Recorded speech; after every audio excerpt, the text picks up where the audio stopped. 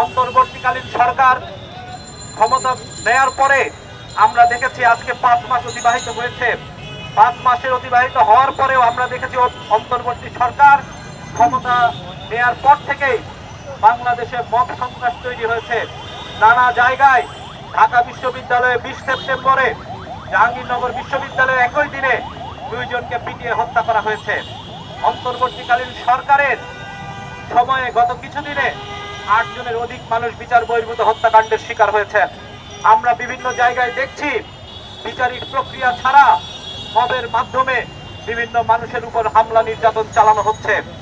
একই সাথে আমরা দেখলাম যে এই মবের পেছনে, এই মবকে নিরস্ত করার জন্য অন্তর্বর্তী সরকারের যে ব্যবস্থা নেওয়ার কথা ছিল, যে ব্যবস্থা নেওয়ার দরকার ছিল, আমরা দেখেছি অন্তর্বর্তীকালীন সরকার সেই ব্যবস্থা নেয় নাই।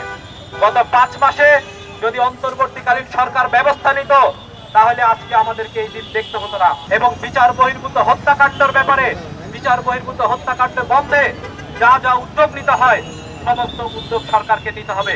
কিন্তু বিগত 5 মাসে যখন আমরা দেখেছি আরো 8 জনকে বিচার বহির্ভূতভাবে হত্যা করা হয়েছে, বিচার বহির্ভূতভাবে তারা খুন হয়েছে, সেগুলোর বিষয়ে সরকার কোনো ব্যবস্থা নেয় নাই।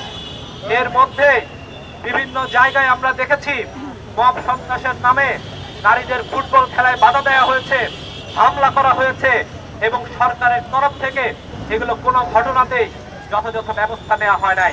ফলে সামগ্রিকভাবে আইন শৃঙ্খলা পরিস্থিতি 5 মাস পরে যে জায়গায় আসা দরকার ছিল, আমরা দেখেছি অন্তর্বর্তীকালীন সরকার সেই জায়গায় আইন শৃঙ্খলা পরিস্থিতিকে স্বাভাবিক করতে পারে নাই।